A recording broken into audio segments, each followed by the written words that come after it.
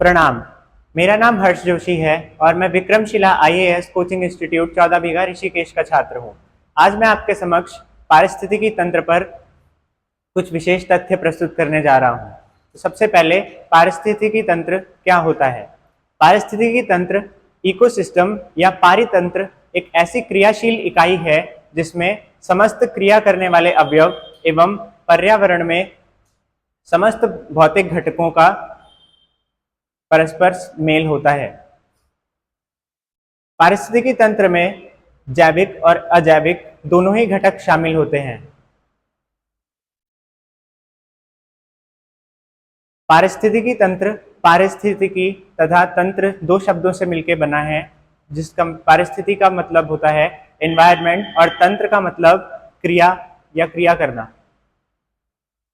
पारिस्थितिकी तंत्र की स्टडी इकोलॉजी के अंतर्गत की जाती है, जो कि एक जिसका अगर हम संधि विच्छेद करें, जो कि एक ग्रीक भाषा का वर्ड है, उसका संधि विच्छेद होगा ओइकोस और लोगोस। ओइकोस का मतलब होता है हैबिटेट और लोगोस का मतलब होता है स्टडी। अर्थात हम किसी भी हैबिटेट की स्टडी करते हैं तो उसे हम इकोलॉजी कहेंगे। अब सब कुछ एक डेफिनेशन जो कि पीटर हेगेट द्वारा दी गई है। पीटर हेगेट ने कहा है कि पारिस्थितिकी तंत्र कोई पेड़ पौधे या एनिमल्स किसी भी फूड चेन से जो भोजन प्राप्त करते हैं उसे हम पारिस्थितिकी तंत्र कहते हैं। Next, some units of ecosystem.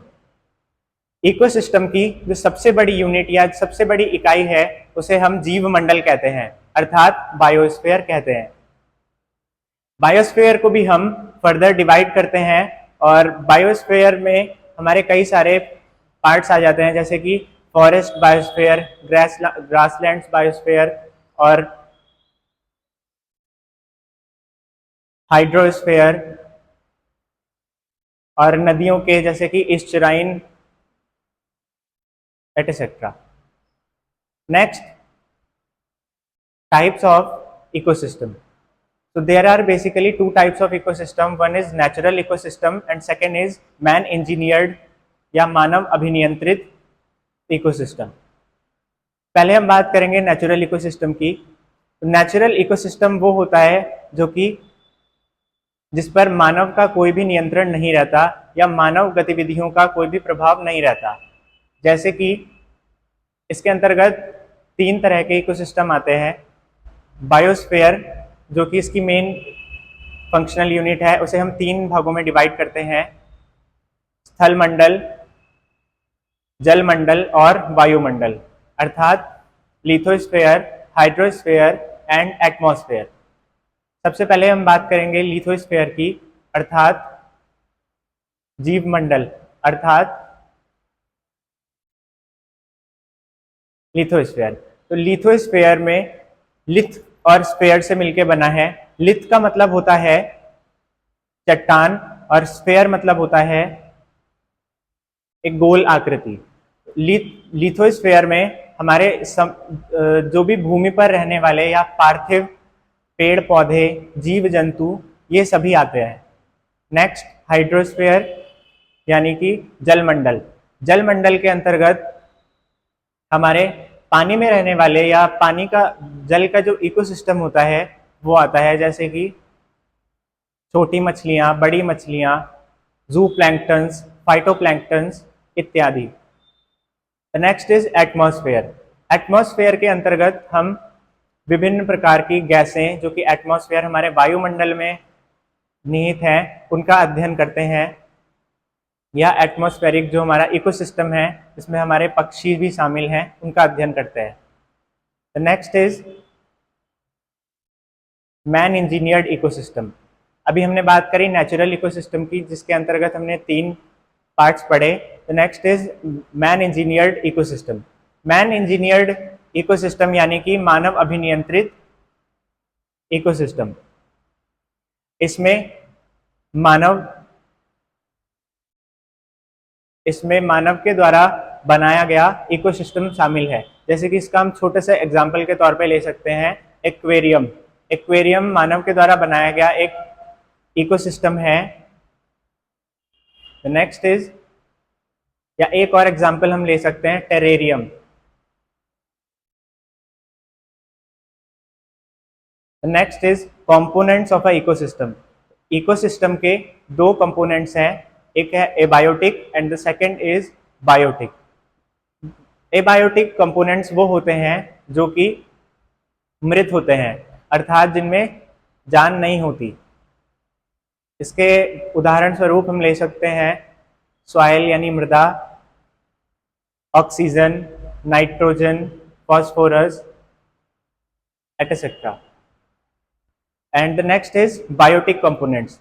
Biotics components के अंतर्गत हमारे जीवित अवयव आते हैं, जैसे कि ह्यूमन और पेड़ पौधे, जीव जंतु, ये सारे। तो सबसे पहले हम बायोटिक कंपोनेंट्स के पार्ट्स के बारे में बात करेंगे। बायोटिक कंपोनेंट्स के अंतर्गत सबसे पहले तो हमारे आते हैं producers, second consumers.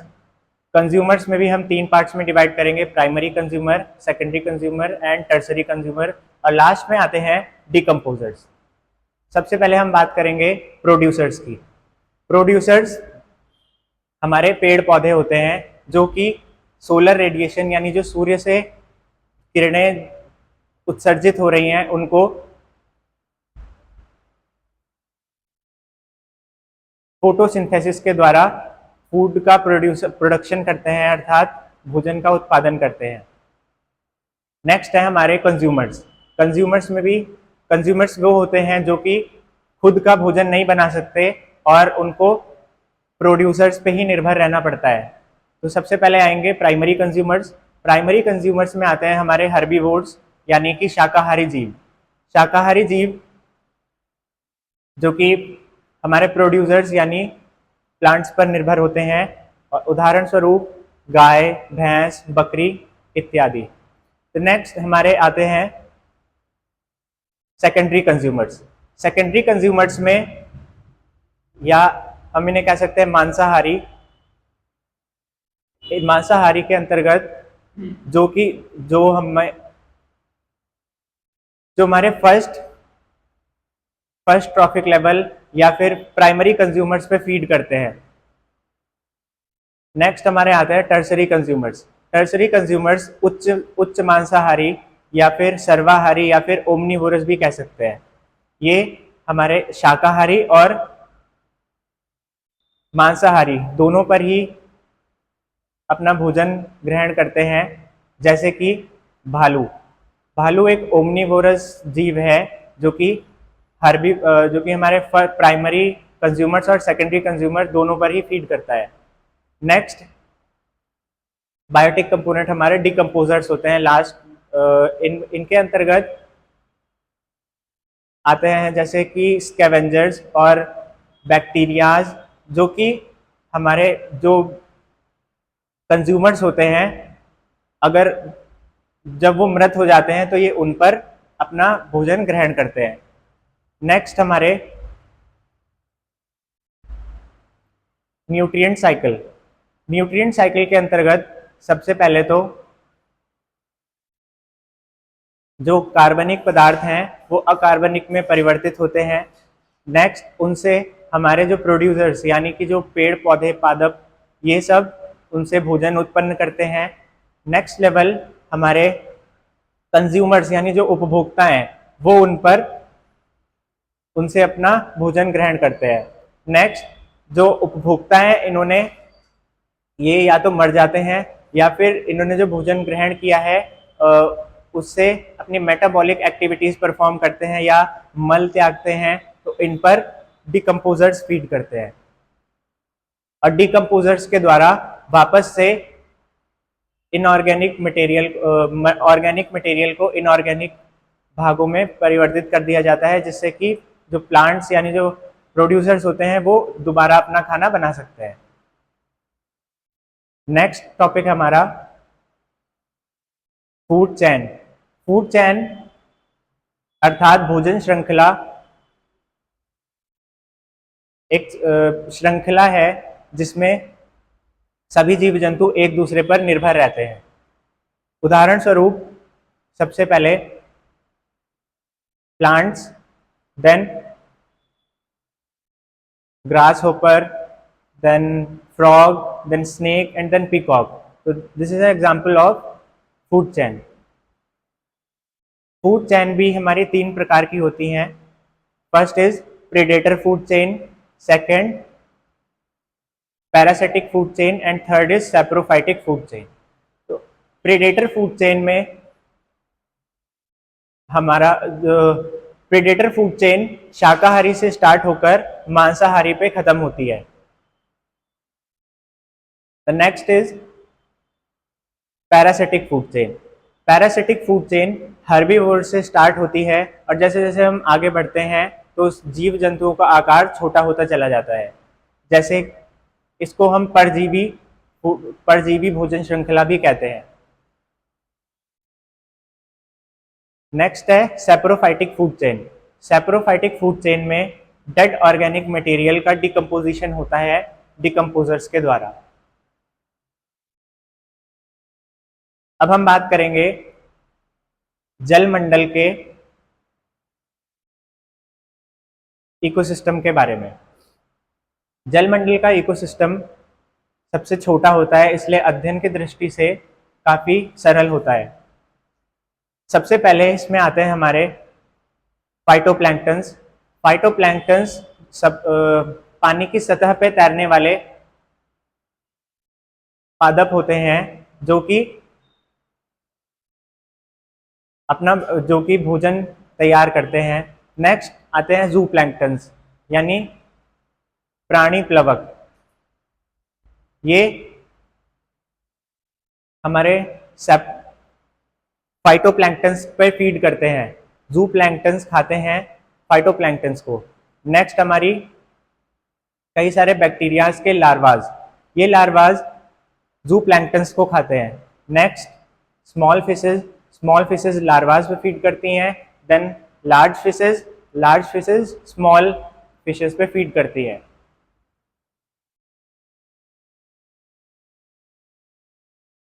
Next topic हमारा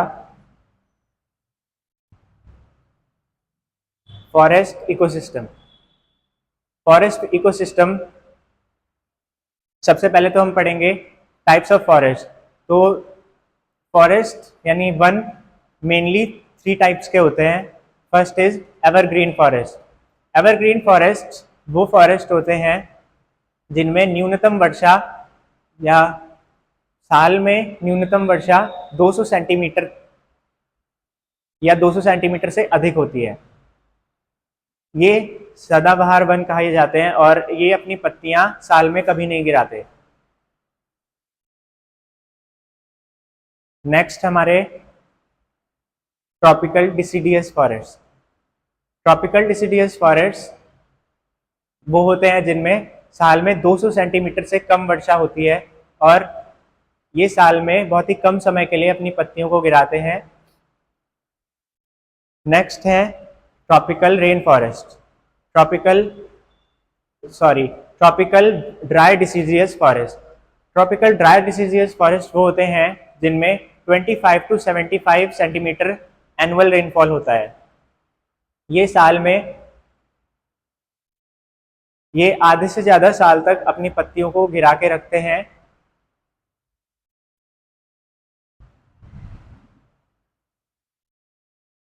नेक्स्ट पढ़ते हैं हम फूड वेब। फूड वेब या भोजन तंतु हमारा कई सारी फूड चेन अर्थात भोजन श्रृंखलाओं से मिलकर बनता है। इसमें कई सारी फूड चेन्स एक दूसरे से इंटरकनेक्टेड होती हैं, इसलिए इसे फूड वेब कहा जाता है। इसमें किसी एक प्राणी के विलुप्त हो जाने से या किसी एक प्राणी के हटाए जाने से किसी भी दूसरे प्राणी पर कोई प्रभाव नहीं पड़ता। ज़्यादातर प्राणी एक से ज़्यादा प्राणियों पर फीड करते हैं या इसी वजह से इस पर किसी भी प्राणी पर कोई प्रभाव नहीं पड़ता। नेक्स्ट टॉपिक है हमारा बायोम्स। बायोम्स हमारे 4 प्रकार के होते हैं। First tundra biome, second is forest biome, third is grassland biomes and fourth is desert biome. Forest biome भी 3 भागों में डिवाइड किया गया है। फर्स्ट इज कोनीफेरस बायोम या taiga biome, second is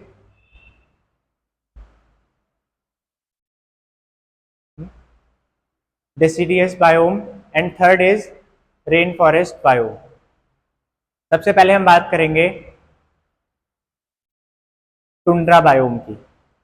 tundra biome के अंतर्गत हमारा जितने भी शीतोष्ण कटिबंधीय वन आते हैं वो सम्मिलित हैं।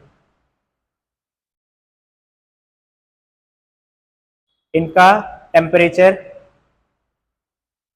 -35 से लेकर +13 डिग्री सेल्सियस तक ही होता है। Second is forest biome. Forest biome में सबसे पहला है कोनीफेरस या टैगा बायोम। कोनीफेरस फॉरेस्ट में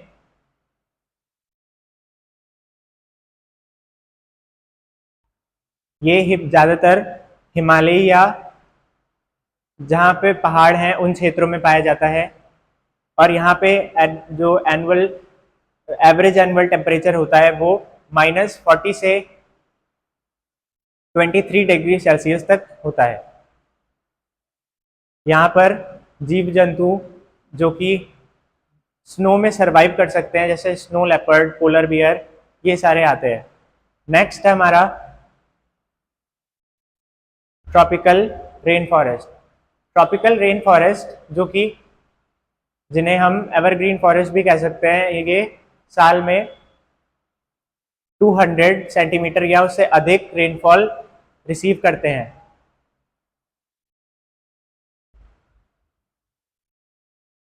इसके अंतर्गत अमेज़न के जंगल आते हैं।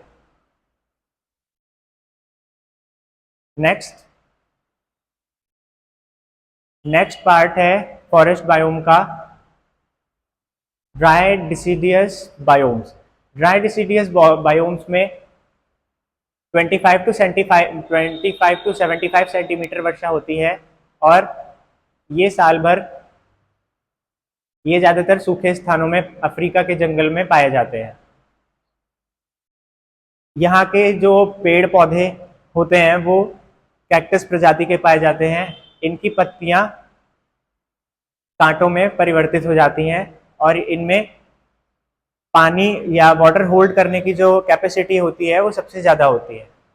इनकी जड़ें 30 फीट तक लंबी पाई जा सकती हैं। अब हम पढ़ेंगे पौधों के प्रकार। पौधों के प्रकार में जो 3 मीटर तक के पेड़ होते हैं उन्हें हम स्मॉल ट्रीज कहते हैं और जो बिग ट्रीज की श्रेणी में आते हैं वो होते हैं 3 मीटर से ऊपर के पादप या पेड़। 3 मीटर से छोटे पेड़ हमारे झाड़ी, उसके अंतर्गत झाड़ियां आती है। नेक्स्ट हमारा टॉपिक है कार्बन साइकिल। कार्बन साइकिल में जो जितना भी हमारा ऑर्गेनिक मटेरियल होता है वो नॉन ऑर्गेनिक या इनऑर्गेनिक में कन्वर्ट होता है। हालांकि कार्बन हमारे एनवायरनमेंट में सबसे कम पाई जाती है, फिर भी इसका उपयोग बहुत ही महत्वपूर्ण है। जैसे कि carbon dioxide, plants carbon dioxide का इंटेक करते हैं और ऑक्सीजन को रिलीज करते हैं। Next is water cycle. Water cycle जो वाटर है उसका रासायनिक नाम उसका जो फॉर्मूला है वो H2O यानी कि hydro. Next water cycle. Water cycle में सबसे पहले तो हमारा होता है इवेपोरेशन। इवेपोरेशन यानी जो हमारा 70% जो पार्ट है वो समुद्र से घिरा है, उसमें इवेपोरेशन होता है। इवेपोरेशन से जो वाटर वेपर्स होते हैं वो क्लाउड का फॉर्म लेते हैं, देन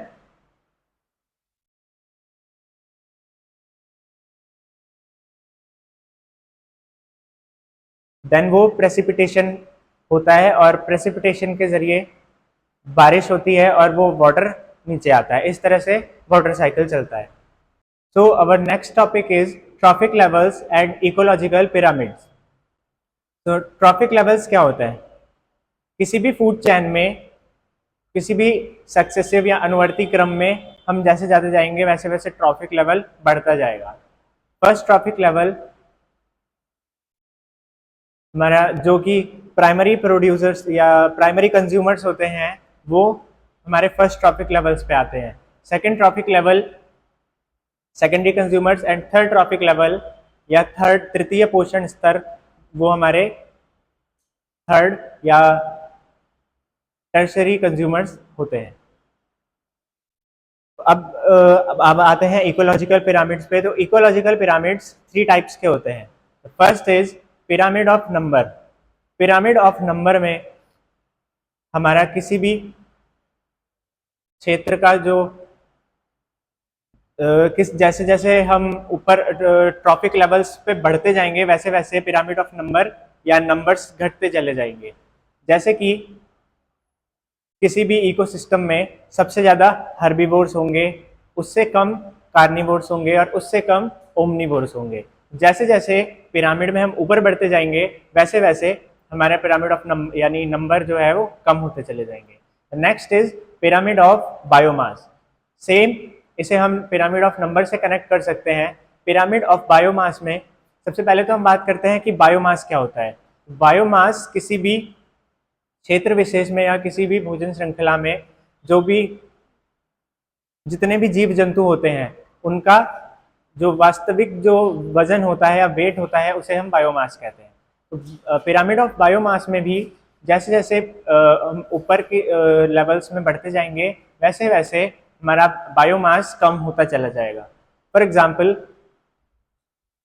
जो सबसे ज़्यादा जंतु हमारे शाकाहारिक होते हैं, तो शाकाहारी का बायोमास सबसे ज़्यादा है और ओमनीवोरस हमारे सबसे कम होते हैं, उनका जो बायोमास है वो सबसे कम होगा। Next is pyramid of energy. Pyramid of energy भी सेम इसी प्रकार से चलेगी कि जैसे जैसे ट्रॉफिक लेवल्स हमारे बढ़ते जाएंगे और एनर्जी लेवल हमारा डाउन होता चला जाएगा। इसे हम ऐसे भी समझ सकते हैं कि हम जब फूड इनटेक करते हैं तो हम उसका सिर्फ 10% हिस्सा ही कंज्यूम कर पाते हैं, बाकी 90% हमारा मेटाबॉलिक एक्टिविटीज़ को परफॉर्म करने में लूज हो जाता है। नेक्स्ट है हमारा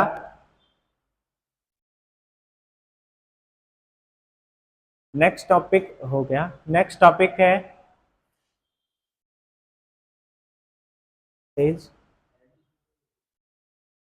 energy flow through ecosystem. Energy flow through ecosystem में अर्थात किसी भी पारिस्थितिकी तंत्र में ऊर्जा का प्रवाह कैसे होता है। पारिस्थितिकी तंत्र में ऊर्जा का प्रवाह सबसे पहले इसमें हमारी फर्स्ट लेवल या फर्स्ट ट्रॉफिक लेवल होती है photo auto producers. Photo auto producers सूर्य की ऊर्जा को रासायनिक ऊर्जा में परिवर्तित करते हैं या सोलर रेडिएशन से फोटोसिंथेसिस की एक्टिविटी परफॉर्म करके अपनी मेटाबॉलिक एक्टिविटीज़ के लिए एनर्जी को स्टोर करते हैं। नेक्स्ट है कंज्यूमर्स।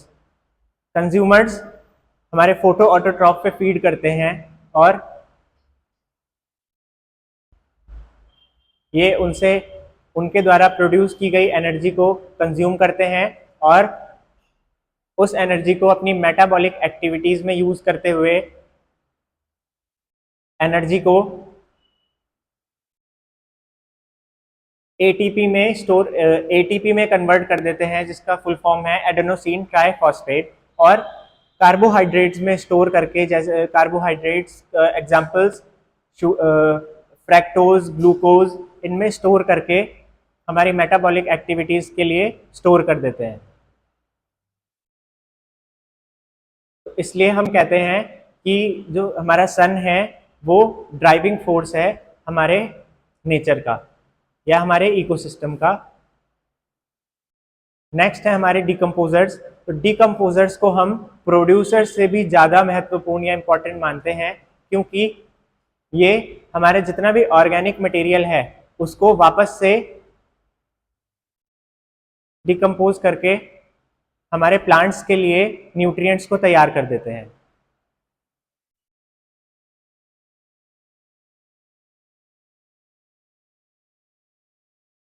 अब हम बात करेंगे 10% रूल की। तो एनर्जी फ्लो में 10% रूल काफ़ी यूजफुल होता है। सबसे पहले हम बात करेंगे फर्स्ट ट्रॉपिक लेवल यानी प्रोड्यूसर्स से। प्रोड्यूसर्स जो भी फूड प्रोड्यूस करेंगे तो हमारे कंज्यूमर्स उसको कंज्यूम करेंगे, तो हमारी सिर्फ 10% ही एनर्जी उनमें ट्रांसफॉर्म या वो इनटेक कर पाएंगे। बाकी 90% एक्टिविटी जो 90% एनर्जी है वो फूड इनटेक करने में लूज हो जाती है।